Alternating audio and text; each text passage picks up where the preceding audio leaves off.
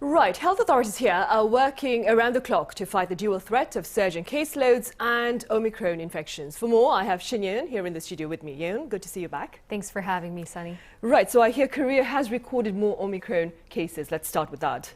Right, so Korea added 22 new Omicron cases on Thursday, bringing the total number of infections to 60. And these include 45 domestic cases and also 15 imported cases, most of them detected in arrivals from southern Africa. Now, given the surge in our daily caseloads and the number of those in critical condition, on top of the new Omicron cases, authorities are considering whether they need to execute an emergency plan. This would involve a circuit breaker, which would immediately suspend our gradual easing of restrictions. Though the authorities didn't use this term directly, they did mention that a set of, quote, intensive measures was on the table in light of the latest surge. Some measures discussed as part of the emergency plan included restrictions on operating hours for businesses and gatherings at high-risk venues. Yeah, beyond national borders then, how are other countries faring amid the presence of Omicron? Well, the WHO on Wednesday said Omicron has spread to at least 57 countries. In a separate report released on Wednesday, the global health body said South Africa and Botswana accounted for 62% of all Omicron cases as of December 2nd.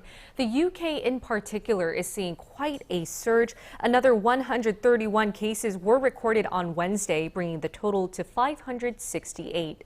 The number of Omicron cases appears to be doubling every 2 to 3 days, according to a member of the country's scientific advisory group for emergencies.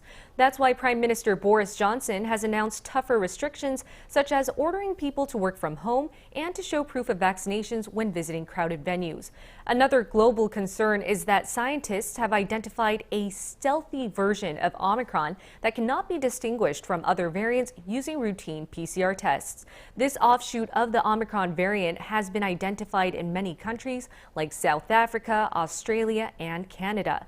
It's been reported that this particular strain can only be detected through genomic testing, and researchers say that there is a chance that this version of Omicron can behave differently, but more studies will be needed before we know more. Right. Now, even against the grim backdrop, though, Ye-EUN, there might be a silver lining because, as you mentioned back on Wednesday, I believe, Dr. Anthony Fauci has said that Omicron almost certainly is not as severe as the Delta variant. Are other experts supporting his view?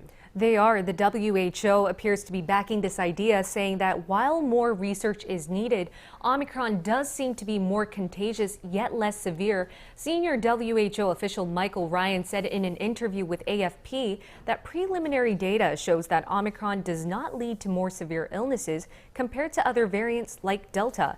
Director General Tedros Adhanom Ghebreyesus also cited studies from South Africa that found people who contracted the Omicron variant reported much milder symptoms than those infected by the Delta.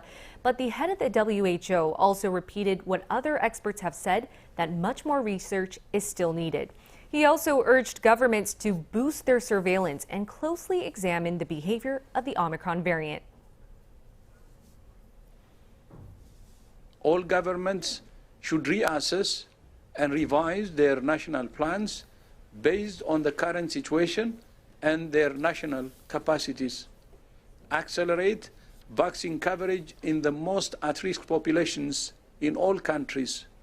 Scale up surveillance, testing and sequencing, and share samples with the international community.